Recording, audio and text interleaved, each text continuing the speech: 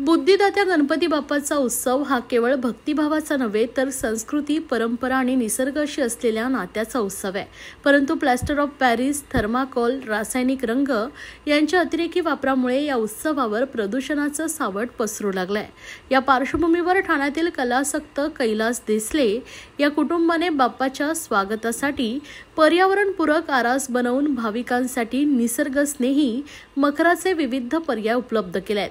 ठाण्यातील शिवसमर्थ विद्यालयाजवळील देसले यांच्या हेरमाडच्या कार्यशाळेत गेली अनेक वर्ष गणपती बाप्पांची मखर तयार केली जात आहे.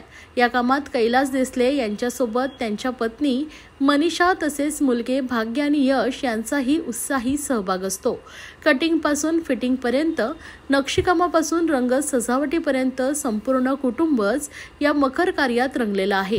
चित्रकार असलेला भाग्य विविध पॅटर्न्स करतो तर बासरीवादक यश मंडपाची कलात्मक सजावट करतो. कैलास देसले यांनी मराठी व हिंदी चित्रपटसृष्टीत सहाय्यक कला दिग्दर्शक म्हणून केलेल्या अनुभवाचा वापर बाप्पाची विविधरंगी मखर साकारण्यास सहज दिसून येतोय. यंदाच्या सजावटीचा केंद्रबिंदू आहे बांबूची चटई. बांबू ही नैसर्गिक, टिकाऊ आणि वेगाने वाढणारी सामग्री असल्याने ती पर्यावरणपूरक सजावटीसाठी आदर्श मानली जाते. बांबूच्या चटईला रंग देऊन, नक्षीकाम करून, पाने, फुले, मातीचे दिवे जोडून मंदिराचा आकार देण्यात आलाय.